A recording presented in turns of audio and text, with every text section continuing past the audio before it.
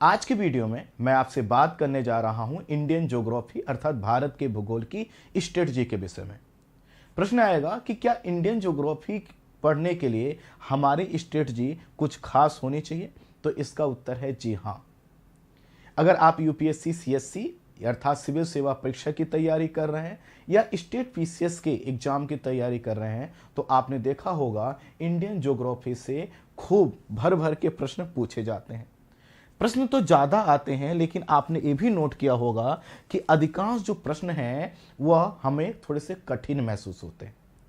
लेकिन अगर आपने इस सब्जेक्ट के अप्रोच को समझ लिया और जो स्ट्रेटजी मैं बताने जा रहा हूं इसको फॉलो कर लिया तो आप भरोसा कीजिए इंडियन ज्योग्राफी के सभी प्रश्नों को आप मुस्कुराकर सॉल्व करेंगे। एग्जाम हॉल में जो हम जाते हैं तो कई तरह के दबाव लेकर हम बैठते हैं। कैसे दबाव? माता पिता ने बोला होता है, समझाया होता है कि बच्चे पेपर अच्छे से करना। रिश्तेदारों की दुआएं भी होती हैं, फोन कॉल्स भी होते हैं, और ना चाहते हुए भी हमारे जीवन में कई चीज़ें ऐसी होती हैं जब हम एग्जाम हॉल में पहुंचते हैं तो ये सब दबाव के रूप में काम करती हैं।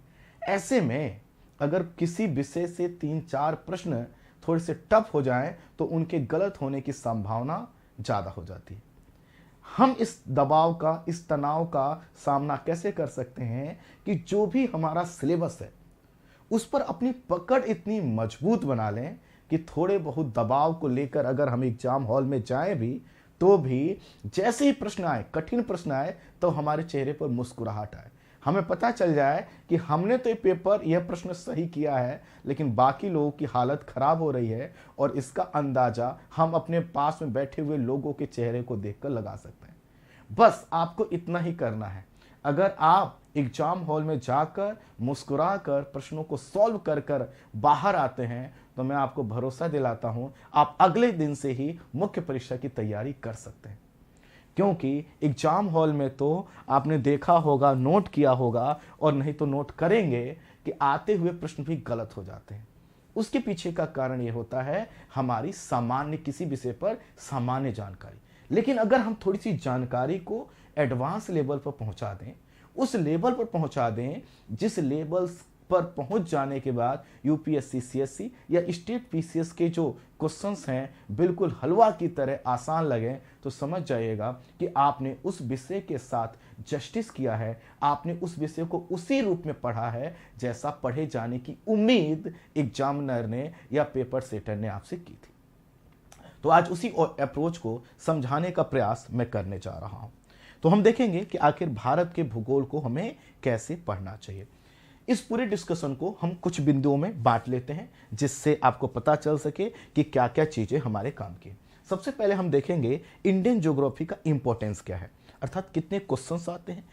नंबर ऑफ क्वेश्चंस के आधार पर ही तो हम टाइम डिसाइड कर पाएंगे कि कितना टाइम हमें देना है। फिर देखेंगे कि आखिर इंडियन ज्योग्राफी का सिलेबस क्या है, और उसके बाद देखेंगे कि साइंटिफिक स्ट्रेटजी क्या होती है इंडियन ज्योग्राफी की पढ़ने की। क्योंकि आपने देखा होगा जब हम कुछ भी ऐसे उठा के बस पढ़ने लग जाते हैं तो बस हम पढ़ ही रहे होते हैं, हमारा आउटपुट बहुत कम होता है। जो पढ़िए अच्छे से पढ़िए, उसी अनुरूप पढ़िए जिस रूप में पढ़े जाने की उम्मीद आपसे की जाती है। और लास्ट में मैं आपको बताऊंगा कि इंडियन ज्योग्राफी पढ़ने के क्या क्या सोर्सेस आपके पास होने चाहिए। चलिए एक एक करके डिस्कशन स्टार्ट करते हैं। पहले हम सिलेबस देख लेते हैं। तो आपके स्क्रीन पर सिलेबस लिखा हुआ है, इसको थोड़ा सा देखें तो सबसे पहले हमें इस सिलेबस की जानकारी क्यों होनी चाहिए वो भी समझ लीजिए। ये जो सिलेबस है सिर्फ चैप्टर का नाम नहीं है, एक साइंस है। अगर आप सिलेबस को देख चुके हैं, जैसे सिलेबस क्या है कि हमें किन किन चीजों पर बात करनी है, इसको एक एग्जाम्पल से समझिए। आप किसी से मिलने गए, है ना, वो ही सी कोई भी हो सकता है, और आपको अपने विषय में बताना है ना। आपके अपने विषय में बताने के लिए हजारों चीजें हैं, लेकिन कुछ ऐसी चीजें होंगी जहां से आप स्टार्ट करेंगे और जहां एंड करेंगे वो बहुत बेहतर होगा। किसी से मिलने गए और आपने इंप्रेशन बनाने के चक्कर में कुछ चीजें इधर से उधर, बड़ी बड़ी चीजें ऐसे ही फेंक दी। अब उसको थोड़ा सा तो अच्छा लगेगा, लेकिन वो बहुत सेटिस्फाइड नहीं हो पाएगा। पता है क्यों? क्योंकि व्यवस्थित क्रम में नहीं आई है। इंडियन ज्योग्राफी का ये सिलेबस इसीलिए देखिए ताकि आपको पता चल जाए हमें कैसे पढ़ना। सिलेबस को देखेंगे तो भारत के सामान्य परिचय पहले हमें जानना चाहिए, फिर भारत की भूगर्भिक संरचना, फिर भारत का भू आकृति विभाग को देखना चाहिए, अपवाह तंत्र, जलवायु, मिट्टियां, प्राकृतिक वनस्पति, जीवमंडल, कृषि, है ना, बहुउद्देशीय परियोजनाएं, खनिज संसाधन, भारत के उद्योग, है ना, कंपनियां, फिर ठीक है जनजातियां, प्रजातियां, जनसंख्या, परिवहन, खाद्य सुरक्षा, नगरीकरण, है ना, ये सब मुद्दे हमारे सामने हैं। अब देखिए, आपके पास एक तरीका यह भी हो सकता है, आप रैंडमली इंडियन ज्योग्राफी की किताब उठाएं और ऐसे निशान, ऐसे कुछ आंख बंद करके कि आज मुझे कौन सा चैप्टर पढ़ना चाहिए, आगे ये वाला चैप्टर। आपने भारत में नगरीकरण पढ़ लिया, ठीक की बात है, पढ़ लिया, लेकिन उसका आउटपुट उतना नहीं होगा। आपको जो इंडियन ज्योग्राफी पढ़ना है वह एक साइंटिफिक अप्रोच से पढ़ना है। साइंटिफिक अप्रोच क्या होगा, इस बार सिलेबस को फिर से देख लीजिए, एक बार सिलेबस को फिर से देख लीजिए, फिर मैं आपको आगे बताता हूं। तो सिलेबस है, आप देख सकते हैं, लगभग आपके पास 20 टॉपिक होते हैं और इन 20 टॉपिक से जो प्रश्न है वो देख लीजिए कितने आते हैं। 20 टॉपिक से जो प्रश्न देखेंगे तो यहां पर क्वेश्चंस दिखाएंगे, number of questions, UPSC CSC के मैंने डेटा को आपके सामने रखा है और आप देख सकते हैं तो आपको पता चलेगा 10 से 12 प्रश्न हर साल आपसे पूछे जा रहे हैं। इतने प्रश्न पर्याप्त हैं यूपीएससी सीएससी क्रैक करने के लिए, बहुत पर्याप्त है। और चैप्टर कितने पढ़ने हैं, जैसा कि हमने दिखाया आपको, सिलेबस कितना है, आपको छोटा सा सिलेबस है। अगर यहां पर हमारी कमांड अच्छी हो गई तो हम क्या करेंगे, प्रीलिम्स को भी आसानी से क्रैक कर लेंगे और न सिर्फ प्रीलिम्स को बल्कि मुख्य परीक्षा में भी इंडियन ज्योग्राफी काफी मेजर रोल प्ले करता है। जैसा कि आपको पता है, सामान्य अध्ययन पेपर फर्स्ट, सामान्य अध्ययन पेपर फर्स्ट में टाइटल ही उसका क्या है, भारत एवं विश्व का भूगोल। तो स्वाभाविक है इसमें भारत का भूगोल अपने आप शब्द है, तो इसमें आपसे प्रश्न पूछे जाएंगे। ठीक इसी तरह से सामान्य अध्ययन पेपर थर्ड जो देखेंगे, इसमें एक टॉपिक है जैव विविधता, पर्यावरण, आपदा प्रबंधन। अब ये जो प्रश्न बनते हैं, चाहे जैव विविधता का प्रश्न हो या इन्वायरमेंट का प्रश्न हो या फिर आपदा प्रबंधन अर्थात डिजास्टर मैनेजमेंट का प्रश्न हो, वह इंडिया से जोड़कर बनता है। यहां पर भी क्या होगा, जो आपने इंडियन ज्योग्राफी अगर सही से पढ़ा है तो यहां पर भी आपके लिए हेल्पफुल होने वाला है। इसी तरह से अगर मैं कुछ इन बातों को कंक्लूड करूं तो इससे पता चलता है कि भारत के भूगोल पर अगर आपकी अच्छी पकड़ है तो प्रत्येक साल औसतन 100 से लेकर 120 नंबर के प्रश्न पेपर फर्स्ट और थर्ड को मिलाकर आप देख सकते हैं और कुछ जगहों पर मेंस में इस तरह से आपको भारत का भूगोल आपके लिए हेल्पफुल हो सकता है। तो काफ़ी हेल्पफुल है, अच्छे खासे प्रश्न पूछे जा रहे हैं, इसलिए इस टॉपिक पर हमारी जो पकड़ है वो काफ़ी अच्छी होनी चाहिए। जैसे जब अगर आप भारत के भूगोल को अच्छे से पढ़ेंगे समझेंगे तो इस क्रम में आप दरअसल क्या कर रहे होते हैं, विश्व के भूगोल का भी रिवीजन कर रहे होते हैं। कैसे, इसको इस रूप में समझिए। फिर से मैं एक बार सिलेबस दिखाता हूं ताकि चीज़ों को हम कोरिलेट कर सकें। जैसे कि मैंने ये कहा कि जब आप भारत की भूगर्भिक संरचना पढ़ेंगे तो क्या सिर्फ भारत की भूगर्भिक संरचना का यहां पर अध्ययन किया जाता, नहीं, इसको कंपेयर किया जाता है वर्ल्ड ज्योग्राफी में विश्व की भूगर्भिक संरचना, ये पृथ्वी की भूगर्भिक संरचना से, समझिएगा पॉइंट। ठीक इसी तरह से जब भारत की भू आकृति विभाग आप पढ़ते हैं तो इसी के साथ साथ आपको प्रादेशिक भूगोल अर्थात रीजनल ज्योग्राफी पढ़ना होता है। यहाँ पर देखते हैं भारत में कहाँ पर्वत, पहाड़, नदी, मैदान, तटीय क्षेत्र कहाँ पर क्या है, इसी चीज को हम रीजनल ज्योग्राफी में पूरे विश्व के संदर्भ में देख चुके होते हैं। इसी तरह से जब भारत का अपवाह तंत्र पढ़ेंगे तो पूरे विश्व के अपवाह तंत्र की बेसिक जानकारी आपके पास होनी चाहिए। जब आप भारत की जलवायु पढ़ेंगे तो भारत की जलवायु अलग थोड़ी है, वो विश्व की जलवायु का क्या है, एक हिस्सा है। इसका मतलब यह है, मेरा जो पॉइंट है वो ये है कि जब आप इंडियन ज्योग्राफी को अच्छे से पढ़ रहे होते हैं तो दरअसल आप क्या कर रहे होते हैं, विश्व के भूगोल को का भी रिवीजन कर रहे होते हैं या फिर उससे उसको इंटरलिंक कर रहे होते हैं। इन्हीं चीज़ों को मैंने मिलाकर आपको बताया कि अगर आप इंडियन ज्योग्राफी पर अपनी पकड़ को मजबूत कर लेंगे तो सिर्फ यह इंडियन ज्योग्राफी से डायरेक्ट आने वाले क्वेश्चन में आपके लिए हेल्पफुल नहीं होगा, बल्कि वर्ल्ड ज्योग्राफी के पॉइंट ऑफ व्यू से और यह जीएस पेपर थर्ड के पॉइंट ऑफ व्यू से भी काफ़ी ज़्यादा रिलेवेंट हो जाता है। ठीक है, चलिए अब प्रश्न आएगा कि सर कैसे पढ़ना चाहिए, ये भी बता दीजिए। पूरा डिस्कशन संक्षेप में हमने रखा है। सबसे पहले तो यह है कि इंडियन ज्योग्राफी अगर आप खुद से पढ़ रहे हैं तो आपको विश्व के भूगोल के बाद पढ़ना चाहिए। प्रश्न आएगा विश्व के भूगोल के बाद ही क्यों? देखिए, विश्व के भूगोल में क्या होता है, विश्व के भूगोल में आपको मिलते हैं कॉन्सेप्ट, आपको मिलता है कॉन्सेप्ट और इसी कॉन्सेप्ट का अप्लाइड फॉर्म हम क्या देखते हैं इंडियन ज्योग्राफी में। तो इंडियन ज्योग्राफी दरअसल कुछ अलग है नहीं, यह क्या है, वर्ल्ड ज्योग्राफी का ही एक भाग है, जिसके हमने जो विश्व भूगोल में वर्ल्ड ज्योग्राफी में जो कॉन्सेप्ट देखे हैं, पढ़े हैं, उसका अप्लाइड फॉर्म हम इंडियन ज्योग्राफी में देखने का प्रयास करते हैं। इसको मैं आसान भाषा में आपको समझाता हूं। देखिए, विश्व भूगोल में हमने जितने भी कॉन्सेप्ट पढ़ते हैं, जैसे हम भूकंप पढ़ते हैं, भूकंप क्या है, कैसे है, ठीक इसी तरह से ज्वालामुखी पढ़ते हैं, ठीक है, देखिएगा, इसी तरह से हम क्या करते हैं, जलवायु पढ़ते हैं, ठीक है, इसी तरह से हम चक्रवात का चैप्टर पढ़ते हैं। मैं कुछ टॉपिक आपको बता रहा हूं, बाकी पूरा सिलेबस आपसे, हम इसी में अपक्षय अपरदन सब पढ़ते हैं, ठीक है, हम इसी विश्व भूगोल में मिट्टियों के निर्माण को पढ़ते हैं, मिट्टियों के निर्माण और उनके प्रकार, मिट्टियों के निर्माण और उनके प्रकार को पढ़ते हैं, ठीक है। हम इसी तरह से इसमें हम विश्व की वनस्पतियों को पढ़ते हैं, विश्व की वनस्पतियों को पढ़ते हैं। जितने भी चैप्टर हैं उनका कॉन्सेप्ट दरअसल हम यही पढ़ते हैं। और अब देखिए, जब आपने वर्ल्ड ज्योग्राफी में इनके कॉन्सेप्ट समझ लिए कि भैया जलवायु क्या होती है, कैसे बनती है, कैसे काम करती है, अब आप इसी चीज को इंडियन ज्योग्राफी जब पढ़ेंगे तो इंडिया की क्लाइमेट पढ़ेंगे तो आपको पता चलेगा, अरे हमने तो जो वर्ल्ड ज्योग्राफी के कॉन्सेप्ट पढ़े वही इंडिया में काम कर रहे हैं, इंडिया कहीं अलग थोड़ी है, इसी का भाग। ठीक इसी तरह से आपने चक्रवात, प्रति चक्रवात, है ना, ये सब जो है कि विश्व के भूगोल में इसके कॉन्सेप्ट पढ़े। फिर आप जब इंडियन ज्योग्राफी पढ़ते हैं तो उसमें भी देखते हैं कि भैया बंगाल की खाड़ी में, अरब सागर में कुछ चक्रवात उत्पन्न होते हैं। ऐसे ही जो हमारा पश्चिम उत्तर भारत है उसमें कभी कभी प्रति चक्रवात की कंडीशन होती है, तो वहां पर ठीक इसी तरह से भूकंप और ज्वालामुखी का कॉन्सेप्ट आपने वर्ल्ड ज्योग्राफी में पढ़ा, क्या होता है, कैसे काम करता है, और उसको फिर इंडिया में देखते हैं कि भैया हिमालय क्षेत्र में भूकंप क्यों आते हैं, अंडमान निकोबार वाला जो क्षेत्र है वहां पर ज्वालामुखी आने की संभावना क्यों है, किस कारण से बनी हुई है। तो जितने भी कॉन्सेप्ट हैं वो दरअसल कहां हम तैयार कर लेते हैं, वर्ल्ड ज्योग्राफी में। और वर्ल्ड ज्योग्राफी के बाद जब आप इंडियन ज्योग्राफी पढ़ते हैं तो कुछ नया नहीं कर रहे होते हैं, बस उन्हीं चीजों को इंडिया के कॉन्टेक्स्ट में आप देखने और समझने का प्रयास कर रहे होते हैं।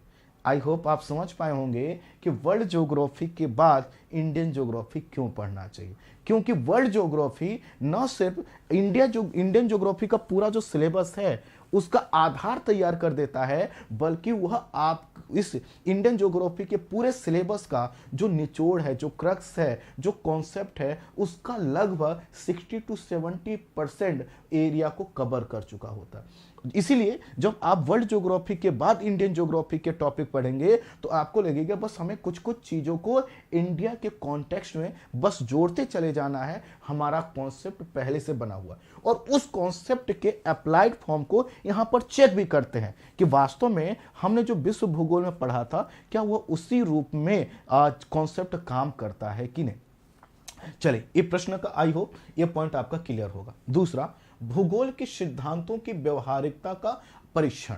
इसका क्या मतलब है कि देखिए, हम भूगोल जब पढ़ते हैं तो इसमें बहुत से कॉन्सेप्ट्स होते हैं, और बहुत से कॉन्सेप्ट्स कहाँ बनते हैं, हमारे विश्व भूगोल में, और उन्हीं का व्यवहारिक पक्ष आपको इंडियन ज्योग्राफी में ढूंढने का प्रयास करना है।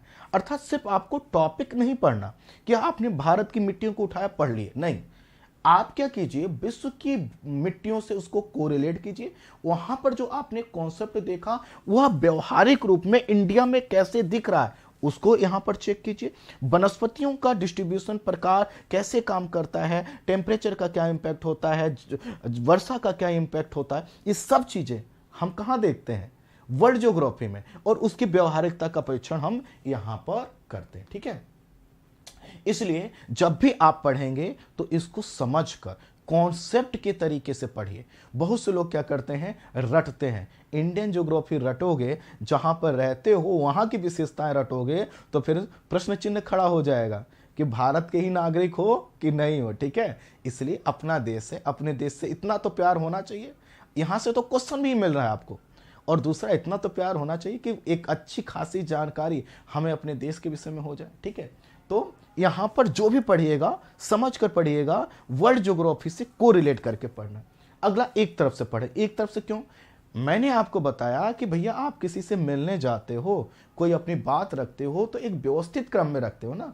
तो इसी तरह से जब आप इंडियन ज्योग्राफी को एक तरफ से, जो मैंने सिलेबस का सीक्वेंसिंग बताया, जब उस तरह से पढ़ोगे तो आपका कॉन्सेप्ट बनेगा। जैसे यह कोई कमरा बना हुआ है तो ईंटें एकदम व्यवस्थित तरीके से एक एक करके रखी गई हैं। अगर आप मैंने रेंडमली इधर उधर ईंट फेंक दिया होता, मसाला फेंक दिया होता, तो क्या ये भवन बन पाया होता? नहीं ना। ठीक इसी तरह से जब एक तरफ से पढ़ेंगे तो चीजें क्या होंगी, व्यवस्थित रूप में आपके दिमाग में एक बढ़िया कॉन्सेप्ट क्रिएट करेंगे। अगला, सभी टॉपिक को इंटरलिंक करें। सभी टॉपिक को इंटरलिंक करने का मतलब है वर्ल्ड ज्योग्राफी को इंडियन ज्योग्राफी से इंटरलिंक कीजिए। और जब इंडियन ज्योग्राफी के चैप्टर पढ़ते जा रहे हैं, मान लेते हैं पहला चैप्टर आपने पढ़ा, उसके बाद जब दूसरे चैप्टर पर जाएं तो दूसरे और पहले चैप्टर को एक दूसरे से इंटरलिंक करें। जब 2 चैप्टर हो गए तो तीसरे चैप्टर पर जाएं, तो ये जो 2 चैप्टर हो चुके हैं इनको तीसरे से, इससे क्या होगा, आपको रिलेट कर पाते हैं। अच्छा ये वाली बात है, इसका एक अर्थ ये भी होता है, इसी को बोलते हैं इंटीग्रेट करना।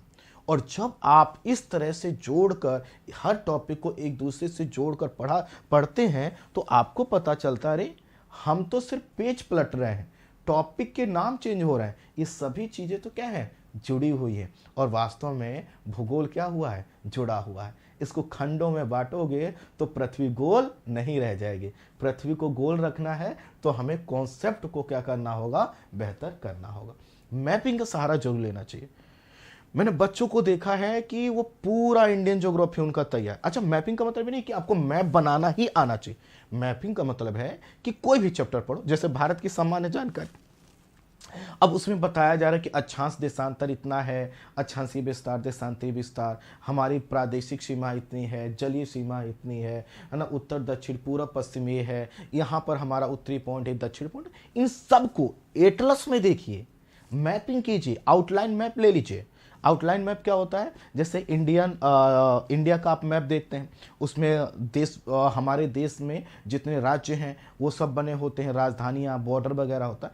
तो उसमें क्या होता है, केवल लाइन खींची होती है, कुछ लिखा नहीं होता। उसका सहारा लीजिए।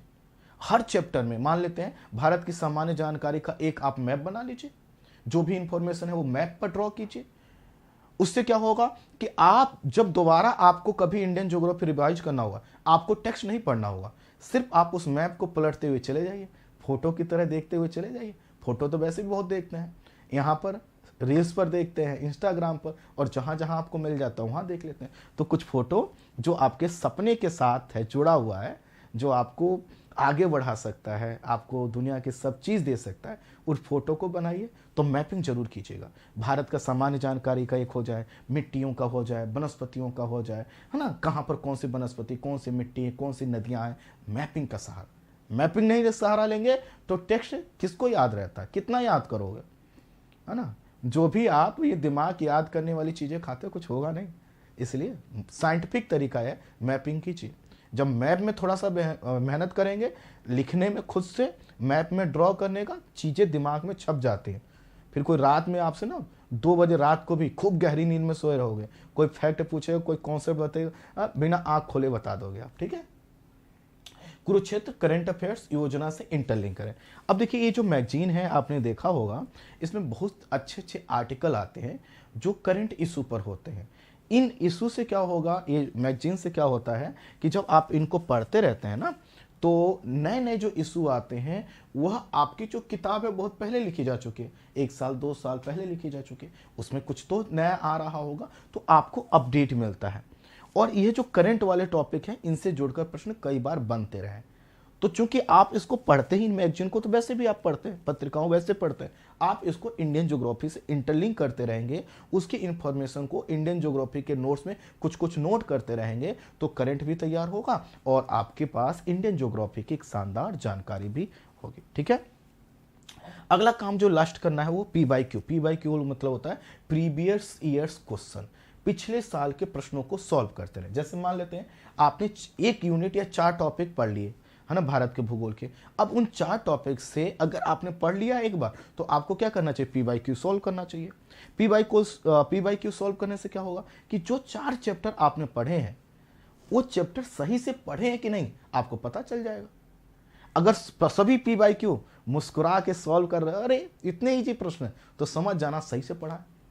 इसके साथ और कर सकते हो, टेस्ट सीरीज भी ले लो कोई, है ना, और उस ऐसी टेस्ट सीरीज लो जिसमें यूनिट वाइज टॉपिक दिए गए हों और क्वेश्चन सॉल्व कर लो।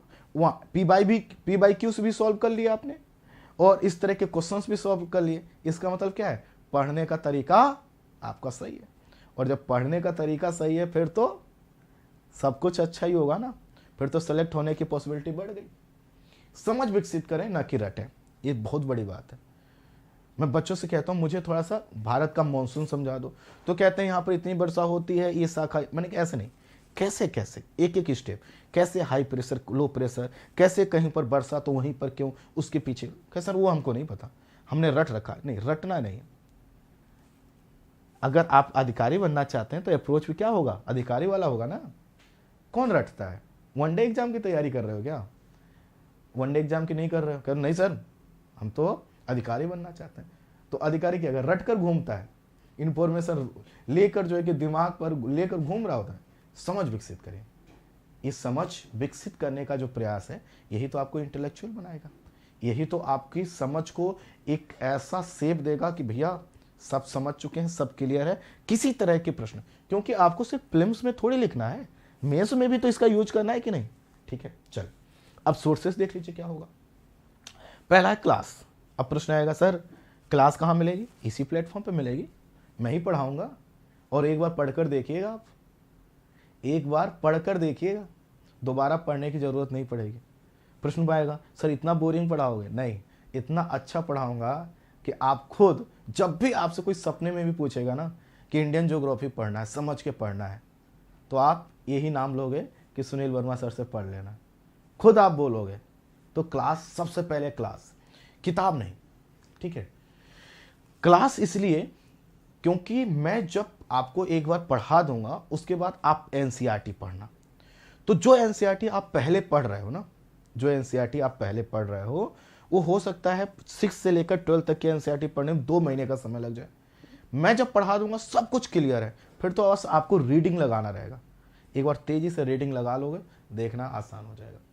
तो क्लास, अगर हाँ आप मुझसे नहीं पढ़ रहे हैं और आपको ज्योग्राफी टफ लगता है, तो फिर मैं आपको कहूँगा आपको पहले एनसीईआरटी पढ़ लेना चाहिए, फिर कोई क्लास करना चाहिए। लेकिन चूंकि मैं हूँ, मुझे पता है बिल्कुल बेसिक से पढ़ाना है, 0 से उठाकर 100 तक, 0 को 100 कैसे बनाना मुझे पता है। तो मेरे केस में आप क्लास फिर एनसीईआरटी। अगर आप खुद से पढ़ रहे हैं, इंतजार नहीं कर पा रहे हैं, या आपको लगता है कि मैं क्लास पर भरोसा नहीं करता सर, तो एनसीईआरटी पढ़ लीजिएगा, फिर कोई भी क्लास देख लीजिएगा। और कोई एक किताब, सिर्फ एक, 4 किताबें नहीं लेके आनी है, कोई एक किताब। महेश बर्णवाल जी की किताब ले सकते हैं, एनसीईआरटी को ही सही से पढ़ लीजिए, खुल्लर साहब की किताब ले सकते हैं, है ना, जो भी आपको, कोई भी एक किताब जो आपके पास है, सिर्फ एक किताब। सब अच्छी है, 19-20 है, आप कितना अपने दिमाग पर जोर डालते हो इस पर है। कोई किताब खराब नहीं है, सब किताबों में एक ही जैसी चीजें लिखी हुई हैं, एक ही फैक्ट लिखे, बदल थोड़ी देंगे, कोई फैक्ट थोड़ी बदल देगा, कोई चेंज थोड़ी कर देगा, है ना। तो कोई भी एक किताब। और आपको मासिक पत्रिका, monthly magazine, Down to Earth Yojana और कुरुक्षेत्र लेती रहना है, और उसको उससे इंटरलिंक करना, बस इतना ही कर लीजिए। और इतना करके देखिए आपके लिए इंडियन ज्योग्राफी एकदम आसान हो चुका है, हलवा जैसा। खाते चलिए, है ना, और आगे बढ़ते चलिए। तो ये मेरे सोशल मीडिया प्लेटफॉर्म के लिंक्स हैं, आप सभी जगहों पर मुझसे जुड़ सकते हैं, क्योंकि मेरी टीम हर जगह कुछ ना कुछ आपके काम का कंटेंट, सिर्फ और सिर्फ आपके काम का। और कौन सा काम का? जिसका लक्ष्य है यूपीएससी, सीएससी और स्टेट पीसीएस को क्रैक करना।